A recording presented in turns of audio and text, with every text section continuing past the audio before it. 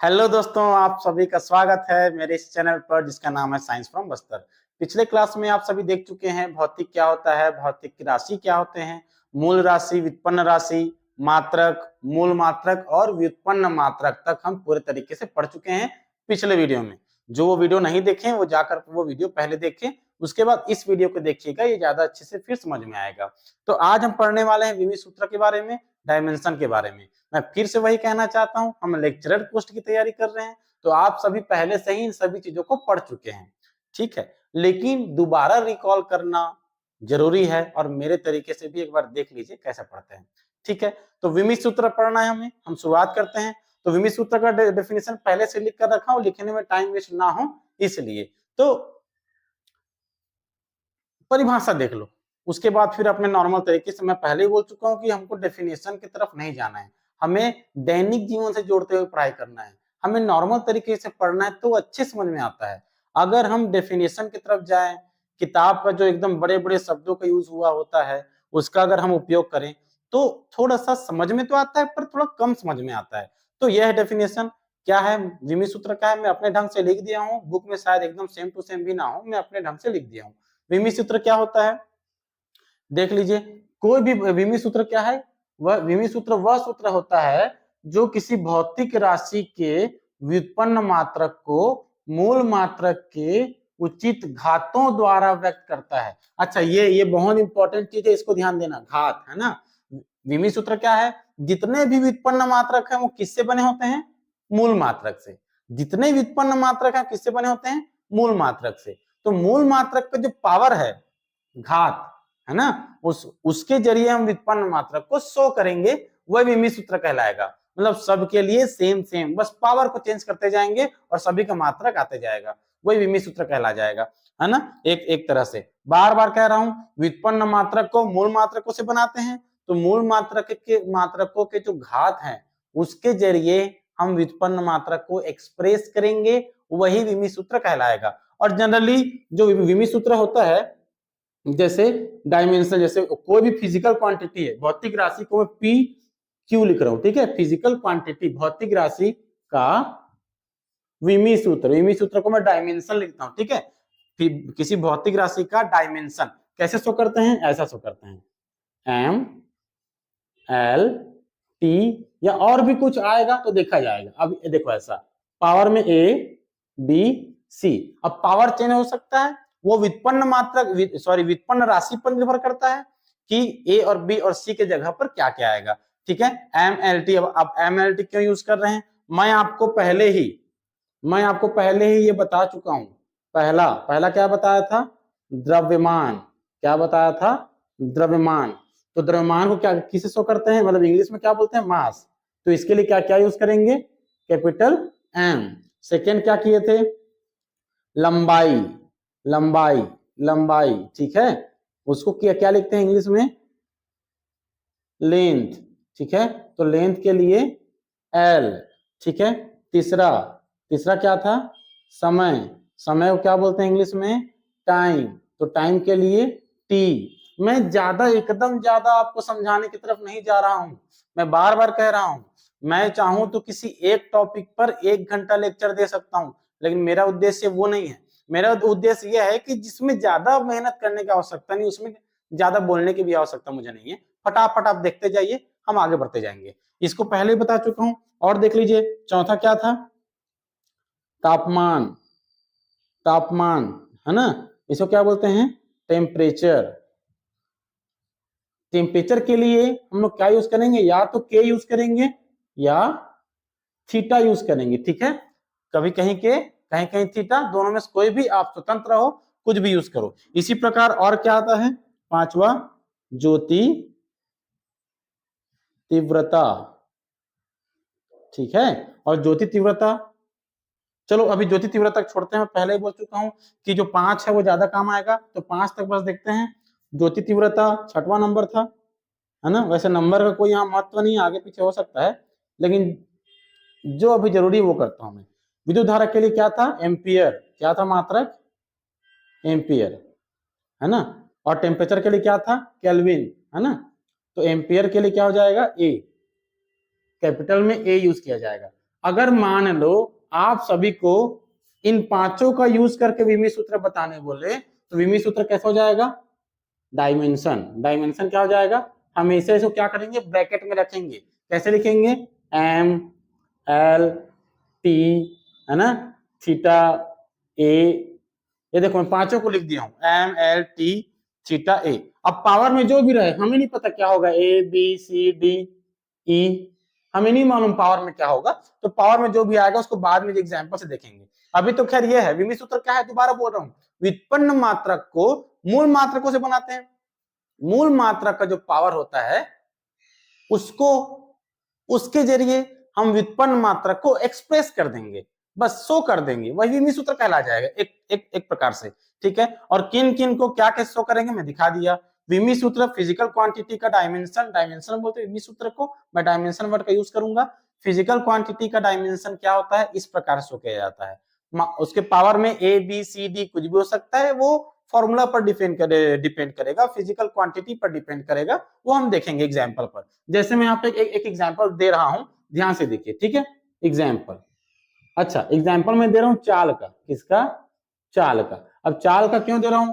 क्योंकि 8वीं 9वीं 10वीं से हम चाल बराबर दूरी बटे समय, चाल बराबर दूरी बटे समय ये पढ़ के आदि हो चुके हैं, सबको फॉर्मूला याद है, दूरी बटे समय, चाल बराबर दूरी बट्टे समय। अब देखो मुझे क्या निकालना है, चाल क्या है? फिजिकल क्वांटिटी है, चाल का डायमेंशन। ठीक है, डायमेंशन मतलब विमी सूत्र। ठीक है, क्या हो जाएगा? दूरी को क्या लिखते हैं हम लोग? लेंथ। दूरी मतलब लेंथ, ठीक है, और समय का हो जाएगा टाइम। तो लेंथ का एल से शो करते हैं, है ना, लेंथ का एल से और टाइम का टी से, तो एल बाई टी। तो क्या हो जाएगा? देखो एल और टी ऊपर जाएगा तो टी की पावर -1। तो इसे कैसे शो करेंगे? ब्रैकेट में। अच्छा, एम हो चाहे ना हो एम लिखना पड़ेगा, इसीलिए मैं दिखाया हूं यहाँ पे एम एल टी। इसमें से ये तीनों में से अगर कोई है भी नहीं, मान लो एल नहीं है तो भी लिखना पड़ेगा एल को, घात में क्या आ जाएगा? 0। टी नहीं है फिर भी लिखना पड़ेगा टी को, घात में क्या आ जाएगा? 0। एम नहीं है फिर भी एम को लिखना पड़ेगा क्योंकि घात में क्या आ जाएगा? 0। यहाँ पे देखो इस फॉर्मूले में एम नहीं है तो घात में क्या आ जाएगा? एम का घात में 0। एल है एक तो है, एक है ना, एक को लिखने की जरूरत नहीं है, और टी की पावर -1। तो ये किसका विमी सूत्र है? चाल का विमी सूत्र। चाल का डायमेंशन क्या होता है? m0 lt -1। lt -1 आप याद रखिएगा, चाल का, वेग का, त्वरण का छोटा मोटा याद होना चाहिए, क्योंकि बड़ा बड़ा जो फॉर्मूला है वो तुरंत सॉल्व हो जाता है, और याद नहीं भी है तो निकाल लेंगे आप लोग, है ना, आप लोग इंटेलिजेंट है। तो ये है विमी सूत्र, आप सभी को समझ में आ गया होगा। मैं छोटा सा एग्जाम्पल भी दिया हूं, अभी और बहुत सारे एग्जाम्पल चलने वाले हैं, आप फिक्र मत कीजिए। ठीक है, चाल का हो गया, इसी प्रकार और बहुत सारी चीजों का मैं बताने वाला हूं। आप किसी का भी विमी सूत्र निकाल सकते हैं, बस आपको फॉर्मूला पता होना चाहिए। ठीक है, आप चाहे स्क्रीनशॉट ले लें, मेरे ख्याल से ले लिए होंगे, मैं बहुत देर से साइड में खड़ा हूं। अब मैं इसको मिटाकर कुछ और एग्जाम्पल्स आपको बताने वाला हूं, तो आप एग्जाम्पल ध्यान से देखिएगा। ठीक है, चलो स्टार्ट करते हैं।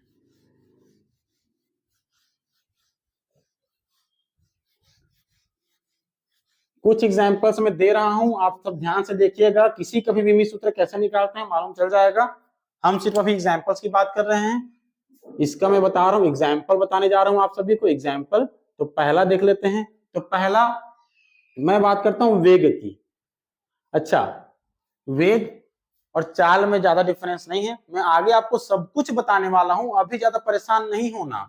बस मैं जो चीज सिखाना का प्रयास कर रहा हूं विमी सूत्र को, तो विमी सूत्र सीखें। अभी वेग क्या होता है?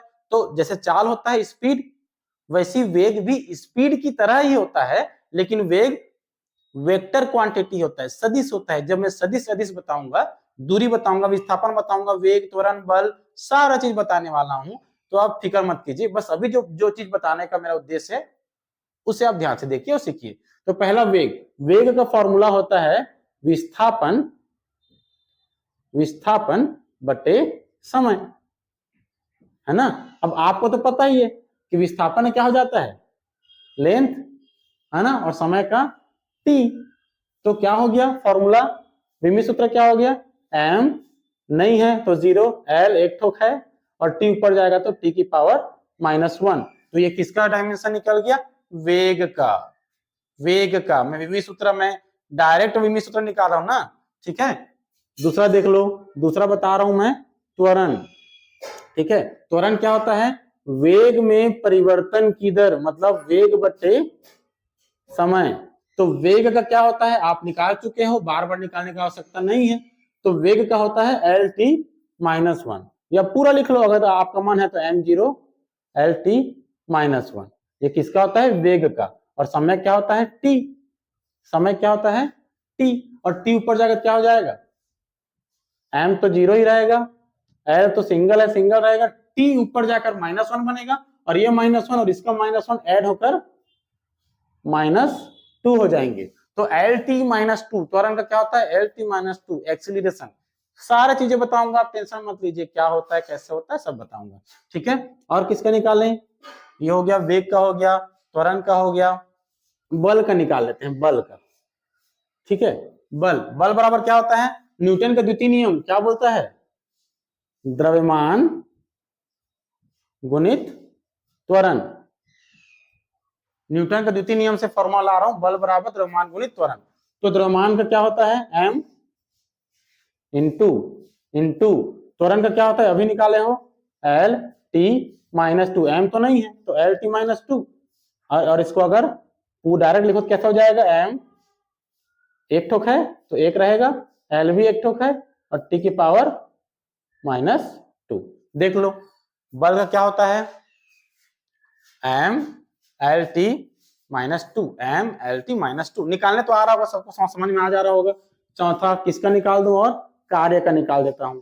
कार्य बराबर क्या होता है, बल गुना विस्थापन।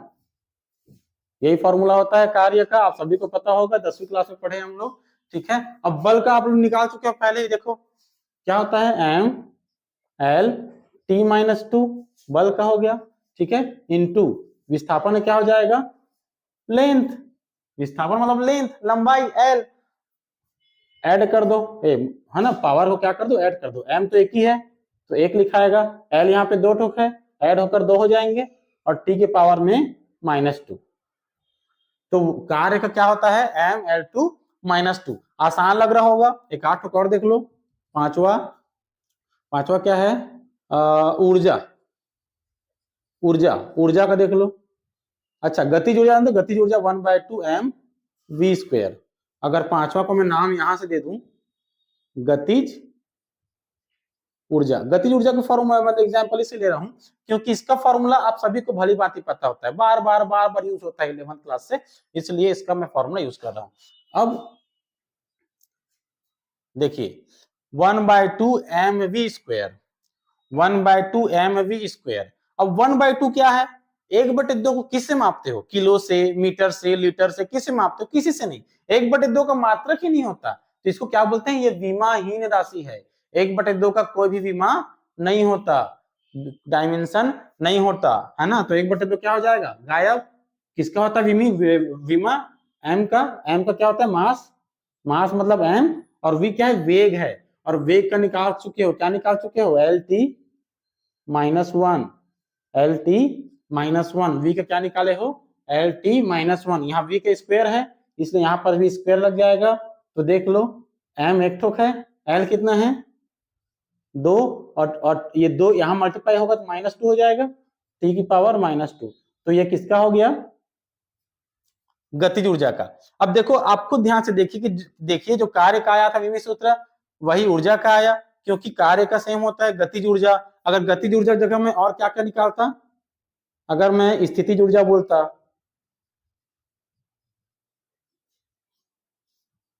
है ना, या कुल ऊर्जा बोलता,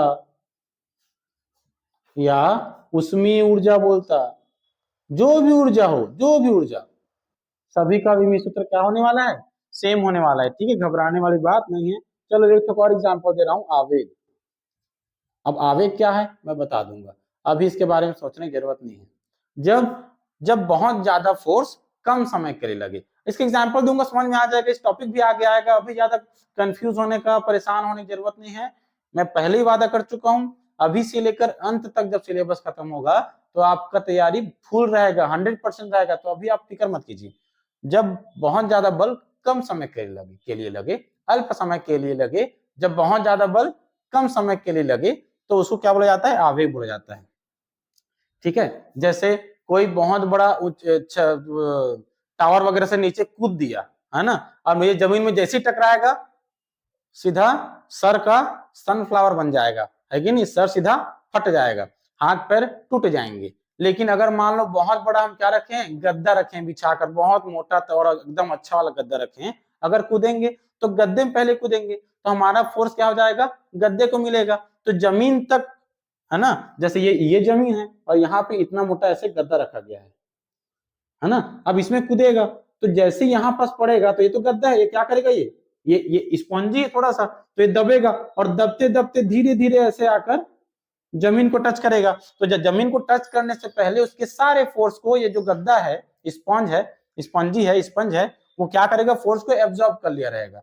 तो इसके पास क्या क्या पहुंचेगा जमीन में, कम फोर्स पहुंचेगा और बहुत समय के बाद पहुंचेगा, है ना। तो कम फोर्स और यहीं पे जाकर टिक जाएगा, कम फोर्स ज्यादा समय के लिए। लेकिन वही अगर डायरेक्ट जमीन पे गिरेगा कोई चीज तो ज्यादा फोर्स भड़ाक से तुरंत जाएगा और जमीन को थोड़े समय के लिए बस टच करेगा, अल्प समय के लिए। तो ये आवेग है, लेकिन ये आवेग नहीं है। तो इसका देख लो, फिर से देखो एफ का क्या होता है, अभी निकाल लेते बल का। ये देखो M L T minus two, ठीक है, इंटू और टाइम का डेल टी, टाइम है, टाइम का टी होता है। तो एम एक हुआ, एल भी एक ही है, और टी कितना है, -2, और ये कितना है, +1। एक को लिखने की जरूरत नहीं होती है, -2 +1 क्या बचेगा, -1। तो ये किसका हो गया, आवेग का विमीय सूत्र। मुझे ऐसा लगता है कि सारे डायमेंशन और विमीय सूत्र निकालना आप सीख गए, कैसे निकालना है। मैं पहले भी आपको बोल चुका हूं, अभी भी दोबारा वही बात कह रहा हूं कि जितने भी जिस भी फिजिकल क्वांटिटी का, जिस भी भौतिक राशि का आपको विमीय सूत्र निकालना है, डायमेंशन निकालना है, तो आसान है, निकाल सकते हो। सिर्फ एमएलटी तो निकालना होता है, उसके पावर में क्या लग रहा है उसी को चेक करना होता है। लेकिन वो तभी निकलेगा जब आपको सारे फॉर्मूले पता होंगे, जो चीज पूछा जा रहा है वो पता होगा तो आसानी से निकल जाएगा। ठीक है, लेकिन नहीं पता है तब कैसे करेंगे। तो मैं फिर से वही कर रहा हूँ, स्टार्टिंग से लेकर जब अंत तक पहुंचेंगे तब आपको सारे फॉर्मूला पता होगा। अभी फिक्र मत कीजिए, अभी टेंशन मत लीजिए, स्क्रीनशॉट ले लिए होंगे, मैं मिटाने जा रहा हूं और कुछ और सीखते हैं। विमीय सूत्र निकालने के और क्या क्या तरीके हैं मैं आपको सिखाता हूं। ये क्लियर हो गया। वैसे भी ये केवल आपकी जानकारी के लिए है, ये केवल आपको सिखा रहा हूं कि विमीय सूत्र कैसे निकालते हैं। आपके लेक्चरर के एग्जाम में ऐसा नहीं पूछेगा कि वेग का विमीय सूत्र क्या होता है, 4 ऑप्शन दे दिया रहेगा, ऐसा नहीं होगा। त्वरण का विमीय सूत्र क्या होगा, बल का विमीय सूत्र क्या होगा, ऐसा नहीं पूछा जाएगा। ठीक है, ऐसा क्वेश्चन नहीं आने वाला, ये तो बच्चे बच्चे बनाते हैं 11th क्लास के। ठीक है ना, कुछ ऐसे क्वेश्चन आएंगे जो अंडरस्टूड हो, अपने समझदारी से बना पाओ। अगर आप अच्छे से जानते हो विमीय सूत्र को तो आप उसको सॉल्व कर पाओगे।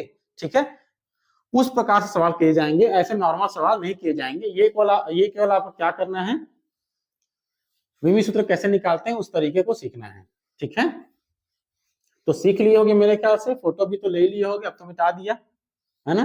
थोड़ा सा अगर विमीय सूत्र नहीं ले पाए होगे थोड़ा सा पीछे कर लें और विमीय सूत्र ले, सॉरी स्क्रीनशॉट ले लें। अब बात करते हैं एक मेन चीज की जिसके बिना थोड़ा अधूरा है विमीय सूत्र निकाल पाना, विमीय समांगता का सिद्धांत। विमीय समांगता का सिद्धांत,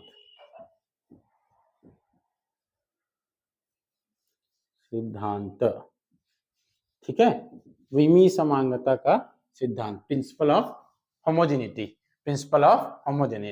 विमीय समांगता का सिद्धांत। अब ये क्या कहता है बताता हूं। ठीक है, देखिए प्रत्येक, है ना, प्रत्येक भौतिक समीकरण, है ना, के प्रत्येक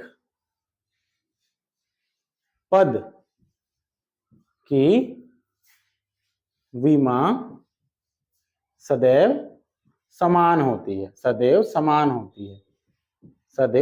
होती है। ज्यादा टेंशन लेने वाली बात नहीं है, बार बार कह रहा हूं। या और क्या लिख सकते हैं, समान विमा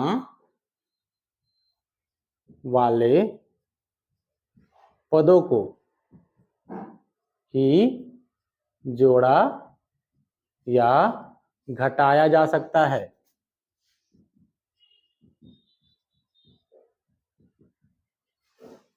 ठीक है, प्रत्येक देखो जिसकी भी समान होगी उसी को ही जोड़ा घटाया जा सकता है। एग्जाम्पल दूंगा, समझ में आ जाएगा। मैं केवल आपको थोड़ा सा बताने जा रहा हूं बस।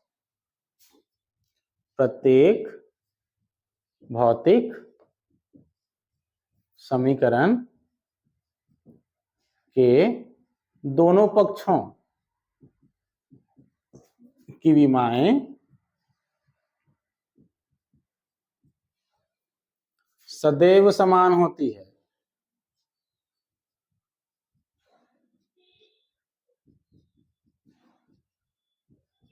ठीक है, देख लो, प्रत्येक भौतिक समीकरण के प्रत्येक पद, ध्यान देने वाली बात, प्रत्येक पद की विमा सदैव समान होती है। एग्जाम्पल दूंगा, समझ में आ जाएगा।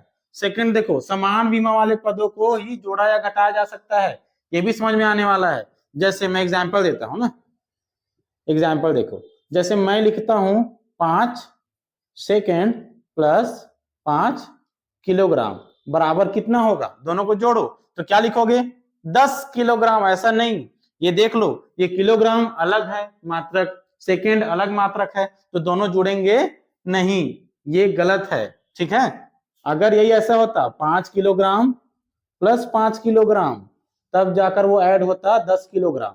तो ये वो वाला है, ये देखो, इसकी बात कर रहा हूं मैं। ये क्या है, जिसकी विमा समान होगी, जिसकी मात्रक समान होगी, उसी को जोड़ा जाएगा या उसी को घटाया जाएगा। जिसका अलग अलग है वो नहीं जुड़ेगा या घटेगा। ठीक है, वो ये वाला लाइन कह रहा है। ठीक है, अलग एग्जाम्पल देखो, एग्जाम्पल s बराबर U T plus 1/2 A T का स्क्वायर। s बराबर U T plus 1/2 A T square, ये क्या है, second equation of Newton, Newton का द्वितीय समीकरण है ये। अब देखना, इसको देखिए, प्रत्येक भौतिक समीकरण, ये भौतिक समीकरण है, प्रत्येक पद की विमा सदैव समान होती है, विमा डायमेंशन। अब देखो, s एक पद, एक टर्म, ut दूसरा टर्म, 1/2 ए टी स्क्वायर तीसरा टर्म, टोटल मिलाकर 3 टर्म, एक टर्म, दो टर्म, 3 टर्म। ठीक है, ध्यान देने वाली बात है, ध्यान से सुनिए, ये सब अलग अलग पद हैं, एक पद, दो पद, 3 पद, मतलब 3 टर्म्स हैं, 3 टर्म्स हैं, है ना। अब जो डायमेंशन इसका होगा वही डायमेंशन इसका होगा, वही डायमेंशन इसका होगा, समझने वाली बात है। जो डायमेंशन इसका 1/2 ए टी स्क्वायर का जो भी डायमेंशन होगा, सेम डायमेंशन यूटी का होगा, सेम डायमेंशन एस का होगा। ये कौन बोल रहा है, ये वाला डेफिनेशन कि कोई भी फिजिकल इक्वेशन में, भौतिक समीकरण में जितने भी टर्म्स होंगे उन सभी टर्म्स का डायमेंशन सेम सेम होगा, अलग अलग नहीं, सेम सेम। टर्म समझ में आ रहा है, ये एक टर्म, ये दो टर्म, ये एस तीसरा टर्म। ठीक है, अब तीसरा को सुने, क्या बोल,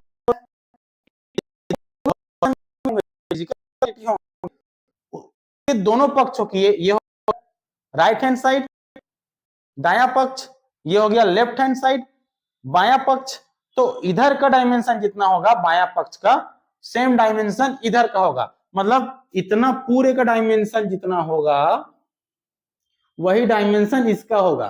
लेफ्ट हैंड साइड का डायमेंशन और राइट हैंड साइड का डायमेंशन, दोनों डायमेंशन सेम होंगे। तो ये कौन कह रहा है, तीसरा वाला, कि प्रत्येक भौतिक समीकरण के दोनों पक्षों की विमाएं समान होती है। तो है ना, मैं इसको आपको सिद्ध करके दिखा देता हूं, फिक्र मत कीजिए आप। जैसे देखो, एस का पहले निकाल लेता हूं। ठीक है, एस क्या होता है, विस्थापन। एस क्या होता है, विस्थापन। लिख दूं यहाँ पे, एस क्या है, विस्थापन। तो विस्थापन क्या होता है, लेंथ, लेंथ मतलब एल, लेंथ मतलब एल, तो एल बस होगा। अच्छा, इसके बाद एम है क्या, नहीं है, तो एम क्या हो जाएगा, 0।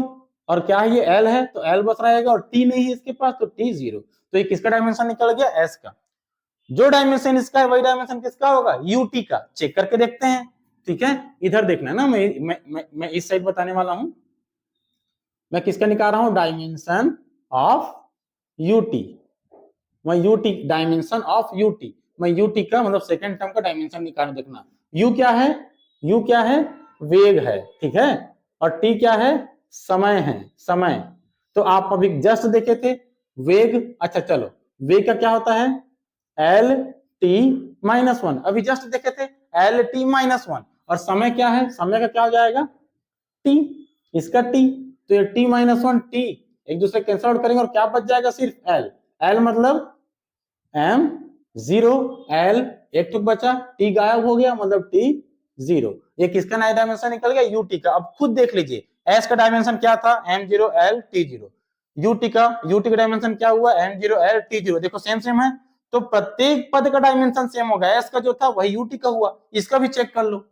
अब किसका निकाल रहा हूं मैं, डायमेंशन ऑफ 1/2 ए टी का स्क्वायर, ठीक है। ध्यान से देखना 1/2 क्या है, किससे मापते हैं, 1/2 को, 1/2 को किलो से, मीटर से, किसी से नहीं। 1/2 विमाहीन राशि है, जिसकी विमा नहीं होती उसे विमाहीन कहते हैं। 1/2 विमाहीन राशि है, तो 1/2 का कुछ नहीं होगा। ए क्या है, त्वरण, ए क्या है, त्वरण, त्वरण का क्या होता है, एल टी माइनस टू, और ये क्या है, टी की पावर, टी का स्क्वायर, टी क्या होता है, टी तो टी होता है, ठीक है। तो देखो टी की पावर माइनस टू और टी की पावर टू कैंसिल हो जाएंगे, सिर्फ क्या बचेगा, एल बचेगा, तो एल बचा तो एम नहीं है तो जीरो, टी नहीं है तो जीरो, तो क्या हो जाएगा, dimension of 1/2 A T square, 1/2 A T square का डायमेंशन क्या हुआ, देखो M zero L T zero, UT का डायमेंशन क्या था, M zero L T zero, S का डायमेंशन क्या था, M zero L T zero.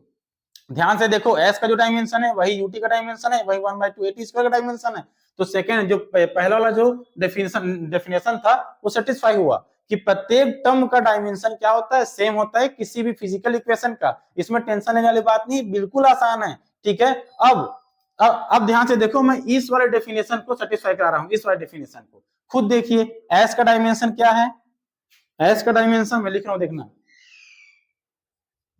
M zero L T zero बराबर, ठीक है, यूटी का डायमेंशन क्या है, M zero L T zero, ठीक है, प्लस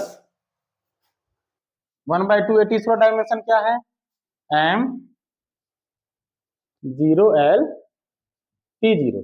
अब खुद देखो ये दोनों जुड़ जाएंगे तो 2 हो जाएगा, 2 M zero L T zero. बताया था मैं, जिनका डायमेंशन सेम होगा वही जुड़ेंगे, देखो डायमेंशन सेम है ना दोनों का, इसलिए जुड़ रहे हैं, सेकेंड इक्वेशन भी सेटिस्फाई, ठीक है। अब 2 क्या होता है, 2 विमाहीन है, डायमेंशन लेस है, 2 हट जाएगा वहां से, कोई मतलब नहीं है, तो M zero L T zero, इधर भी क्या हो गया, M zero L T zero. देखो समान हुआ कि नहीं, लेफ्ट हैंड साइड का डायमेंशन और राइट हैंड साइड का डायमेंशन आपस में सेम होते हैं, तो कौन सा वाला था, थर्ड वाला डेफिनेशन भी सेटिस्फाई हुआ। तो इस प्रकार पूरा जितना भी डेफिनेशन मैं लिखवाया, ठीक है, वो सब क्या हुए, सेटिस्फाई हुए। तो डायमेंशन निकालना है तो इस नियम, इन तीनों नियमों को फॉलो करना पड़ेगा। मैं और एग्जांपल देने वाला हूं, पहले इतने का स्क्रीनशॉट लीजिए, समझ में आ गया होगा, नहीं आया तो कमेंट करें, बताएं, मैं दोबारा और अच्छे से एक्सप्लेन कर दूंगा। तो इतने की स्क्रीनशॉट लीजिए, मैं आगे और बताने वाला हूं थोड़ा सा।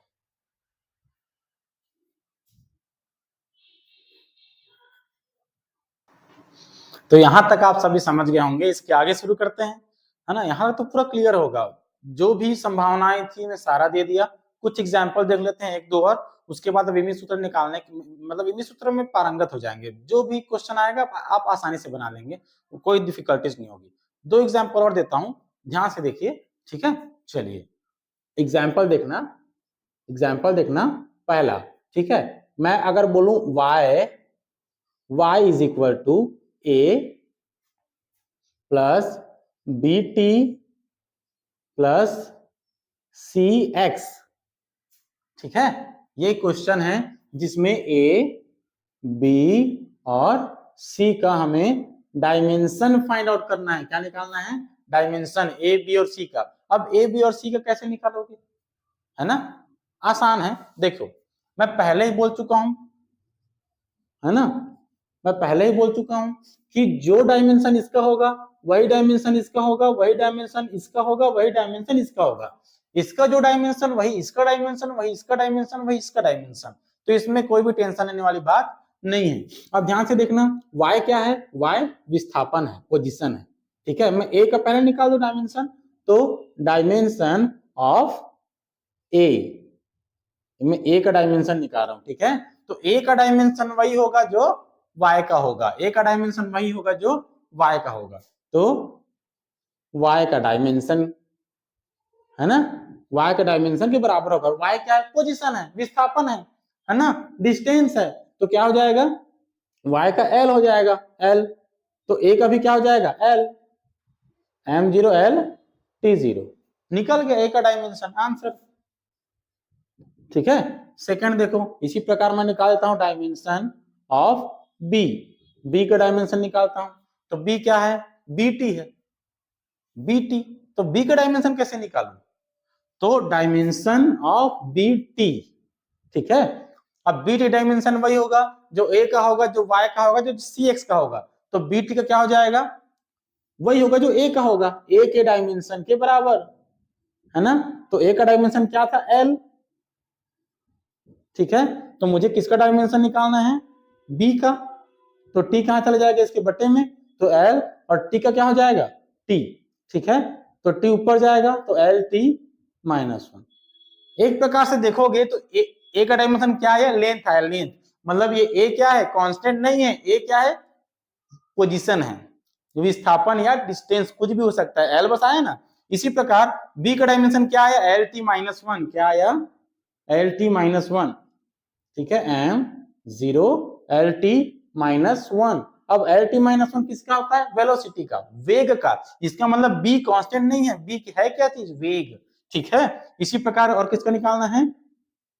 ये पहला हो गया, है ना। और यहां पे निकाल देते हैं डायमेंशन ऑफ cx। तो cx का डायमेंशन वही होगा जो bt का है, जो a का है, जो y का है। मैं a के बराबर ही ले लेता हूं। ठीक है, a का डायमेंशन। ठीक है, तो a का डायमेंशन क्या था? l। और मुझे किसका निकालना है? c का। तो डायमेंशन ऑफ c, तो x का x मतलब क्या होता है? पोजीशन ही है। तो क्या हो जाएगा? l और l क्या हो जाएंगे? कट जाएंगे। तो क्या हो जाएगा? m0 l भी 0 t भी 0। मतलब कौन, मतलब c क्या है? कांस्टेंट है। कांस्टेंट मतलब विमाहीन राशि, जिसकी विमा नहीं होती है। ठीक है, ये लो, काम हो गया। ठीक है ना, a का भी निकल गया, b का भी निकल गया, c का भी निकल गया, खत्म, कोई दिक्कत वाली बात नहीं है। ठीक है, एक लास्ट एग्जांपल देखते हैं, है ना। एग्जांपल सेकंड, मैं इसमें बोल देता हूं कि ऐसा कर लेता हूं, x बराबर a plus B T plus C T square plus D T का घात 3 अपॉन ई प्लस टी। और यहां हमें किसका निकालना है? ए का, बी का, सी का, डी का और ई का। इन सभी का डायमेंशन हमें फाइंड आउट करना है। ठीक है, तो मैं x क्या है? x पोजीशन है, तुम्हें पता है, विस्थापन जिसका लंबाई बस होगा l, है ना। a का निकाल, a और इसका बराबर होगा, इसका जो डायमेंशन होगा वही इसका होगा, वही इसका पूरा होगा, वही इसका होगा, वही इतने पूरे होगा। ये एक टर्म है, ये पूरा एक टर्म है। ठीक है ना, तो a का डायमेंशन क्या हो जाएगा? जो x का होगा, निकालने की जरूरत मुझे नहीं है। bt का डायमेंशन वही होगा जो a का होगा, आप निकाल लोगे। सी टी स्क्वायर का डायमेंशन भी आप निकाल लोगे। मुझे किसका निकालना है? इसका निकालना है। ठीक है, क्योंकि इस तरीके से आप ए बी टी और सी टी स्क्वायर का निकाल लोगे। इसका निकाल कर दिखाता हूं, तो मुझे निकालना dimension of D T cube upon E plus T, इसका निकालना है। ठीक है, तो इसका डायमेंशन वही होगा जो x का होगा। x मतलब लेंथ, लेंथ मतलब l। ठीक है, चलो ये लो, ऐसा कर लो, x जो x का डायमेंशन हो गया ना, x का डायमेंशन। ठीक है, ध्यान से देखना, इधर क्या हो जाएगा? डी टी की घात 3, इधर क्या हो जाएगा? x into E plus T, इधर ले गया मैं e प्लस टी को। फिर देख लो, डी टी क्यूब बराबर क्या हो जाएगा? x into E plus x into T. अब ध्यान से देखना है, ये एक नया समीकरण बन गया, डी टी क्यूब एक्स ई और एक्स टी। अब देखो x का डायमेंशन क्या होता है, l, है ना, और e का अच्छा तो ये देख लो, अब ये एक नया नया इक्वेशन बन गया। अब इसमें ध्यान से देखो, जो इसका डायमेंशन होगा वही इसका डायमेंशन होगा, वही इसका डायमेंशन होगा, ठीक है। तो इसका डायमेंशन हमें निकालना है, नहीं पता, ई का नहीं पता, डी टी में डी का नहीं पता, लेकिन एक्स और टी में हमको दोनों का पता है। जैसे देखो डायमेंशन ऑफ, मैं डी का निकालता हूं, ई का आप लोग निकालेंगे, ठीक है, कि ई का पहले निकाल दो, चलो ई का निकालता हूं ना, एक्स ई, तो ये किसके बराबर होगा, इसका डायमेंशन इसके बराबर होगा, तो एक्स टी का डायमेंशन। अब देखो एक्स और एक्स कट जाएंगे, कट गया, तो ई का डायमेंशन क्या आ गया, टी, टी मतलब कि एम नहीं है, एल भी नहीं है, सिर्फ टी बस है, तो ई का डायमेंशन क्या हो गया, ई एक्चुअल में है क्या चीज, टाइम है, समय है, ठीक है। अब अगर डी का निकालना है तो सेम ऐसे निकाल लोगे, इसी प्रकार, है ना, ऐसे निकाल लोगे, dimension of D T cube किसके बराबर हो जाएगा, किसके बराबर हो जाएगा, एक्स ई के मानो या एक्स टी के मान लो, ये देखो एक्स टी का डायमेंशन। अब क्या हो जाएगा, एक तो टी और एक टी कटेगा, दो तो बचेगा, तो डी यही रहने दो, डायमेंशन ऑफ डी, ये टी का स्क्वायर कहां चल जाएगा, बटे में एक्स का क्या होता है एल, है ना, और टी का स्क्वायर आएगा तो टी की पावर 2, है ना, तो उधर जाकर क्या हो जाएगा, एम नहीं है तो 0, एल एक ठोक है, टी ऊपर आकर टी माइनस 2, ये देखो।